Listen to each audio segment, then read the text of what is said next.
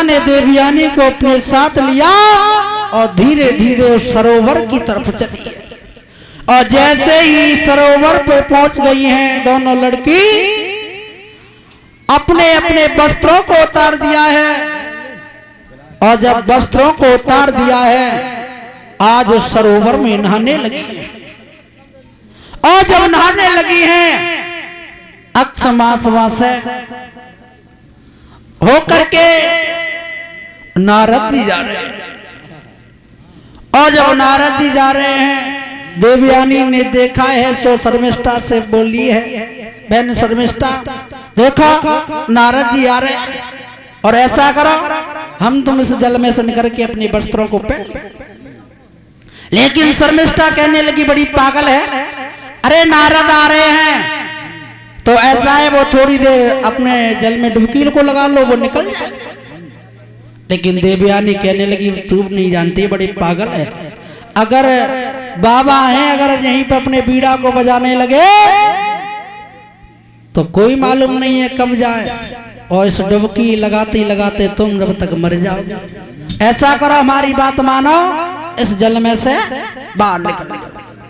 आज मेरे प्यारे भक्तों, आज दोनों लड़कियां सरोवर में से बाहर निकली हैं, लेकिन एक गलती उस देवयानी से छोटी सी बन गई।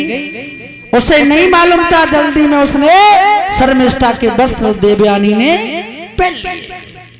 और जैसे ही वस्त्र देवयानी ने शर्मिष्ठा के पहने, आज शर्मिष्ठा ने देवयानी को देखा। मेरे प्यारे भक्तों, वहां पर कोई कहने वाला नहीं था, क्योंकि राजा वाली बात। शर्मिष्ठा ने जैसे ही देवयानी को वस्त्र पहने हुए देखा, शर्मिष्ठा देवयानी के पास में आ जाती है, कहने लगी ओरी बिकमेगी लड़की, तेरी इतनी औकात जो तूने मेरे वस्त्र पहन लिए। देवयानी कहने लगी शीलेंद्र भ्राता, अरे बहन मैंने गलती से तेरे वस्त्र पहन लिए हैं तो मैं अभी थोड़ी देर बाद उतार दूंगी। लेकिन वो शर्मिष्ठा देवयानी से बहुत बुरा भला कहने लगी तेरी इतनी बड़ी औकात वो तूने मेरे वस्त्र पहन लिए। देवयानी अपनी गलती की क्षमा मांगने लगी है, कहने लगी बहन अगर गलती से मैंने पहन लिए तो क्या हो गया, अरे मैं अभी उतार दूंगी। लेकिन मेरे प्यारे भक्तों, आगे बढ़कर के उस शर्मिष्ठा ने देवयानी के गाल पे एकदम तार सी रख, और जैसे ही शर्मिष्ठा ने देवयानी के गाल पे तमाचा दिया, शीलेंद्र भैया बेउ नए खून की बिटरिया रह, रुको बाहुपना को परीक्षित महाराज, शर्मिष्ठा ने एक दिया तो देवयानी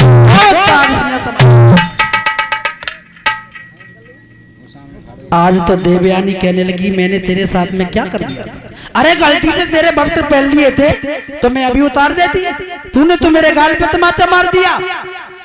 आज मेरे प्यारे भक्तों, शर्मिष्ठा परीक्षित महाराज ताकत में ज्यादा थी, देवयानी कम थी। आज वो शर्मिष्ठा देवयानी को ढकेलती ढकेलती ढकेलती ढकेलती एक कुएं के पास में ले गई, और उस कुएं में देवयानी को गिरा दिया।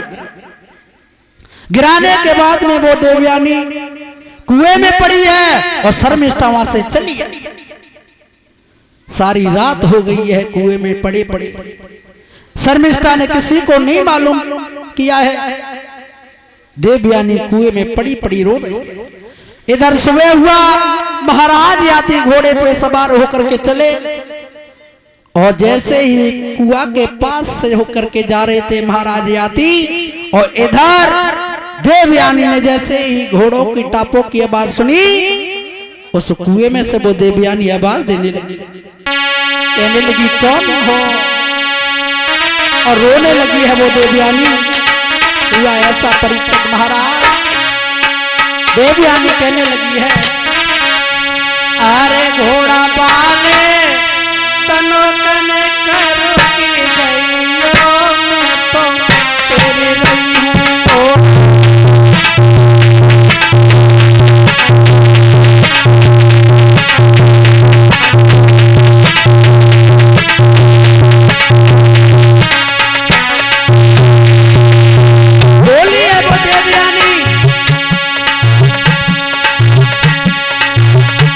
और भीतर देख ले अपने राजवीर भ्राता जी प्रभु ऐसे भक्तों के सम्मान में हाथ ऊंचे बढ़ते रहे, यही मेरी इच्छा कर।